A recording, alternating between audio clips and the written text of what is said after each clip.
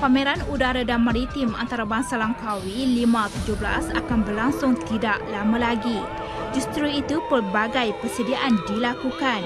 Ia termasuklah latihan mencari dan menyelamat atau lebih dikenali sebagai SAREK yang merupakan elemen penting yang perlu digariskan dan menjadi tanggungjawab setiap agensi melatih setiap anggota agar sentiasa berada dalam keadaan bersiap sedia. Betul, ia akan beri keyakinan kepada peserta dan juga penonton. Di samping itu memberi peluang kepada semua agensi yang terlibat untuk memperincikan tata cara mereka melaksanakan tugas-tugas mereka sekiranya berlakunya kemalangan.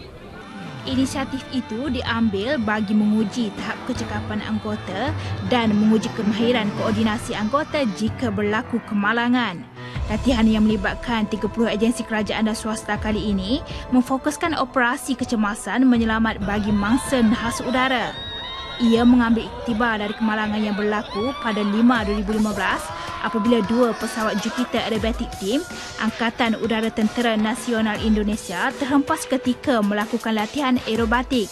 Buat simulasi kejadian kemalangan pesawat di Langkawi ini sebagai satu persiapan untuk acara 5 yang akan datang pada hujung bulan ini.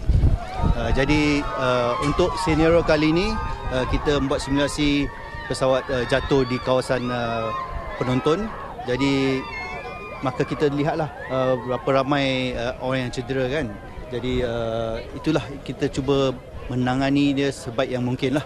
Beliau yang juga pengarah operasi Markas Pemerintahan Operasi Tentera Udara Diraja Malaysia TUDM berkata latihan turut menumpukan kepada operasi rawatan kecemasan di Hospital Langkawi dan kawalan lalu lintas oleh Polis Diraja Malaysia selain misi mencari dan menyelamat di laut dan di darat. Bertempat di lapangan terbang antarabangsa Langkawi, latihan itu melibatkan 600 peserta bagi membuat persediaan rapi dalam mencari dan menyelamatkan mangsa jika berlaku kemalangan. Latihan yang berlangsung sejak 27 Februari lalu itu ternyata berjaya untuk melatih dan menguji kecekapan setiap anggota dalam menangani keadaan jika situasi sebenar berlaku.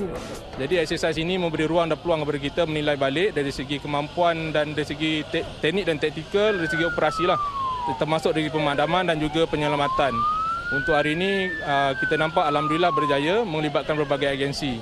Dan juga kita menggunakan kita punya kemudahan yang ada iaitu heli bomber untuk mengangkut mangsa ke hospital.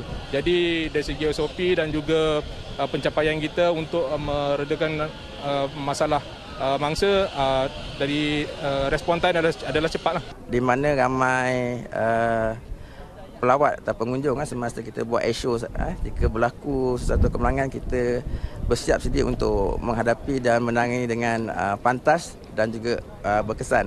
Dan juga kolaborasi antara agensi dan juga tim-tim medikal kita sendiri sebab tim-tim perubatan kita adalah gabungan daripada seluruh fasiliti kesihatan di negeri Kedah, termasuk daripada Mainland dan juga Hospital Langkawi.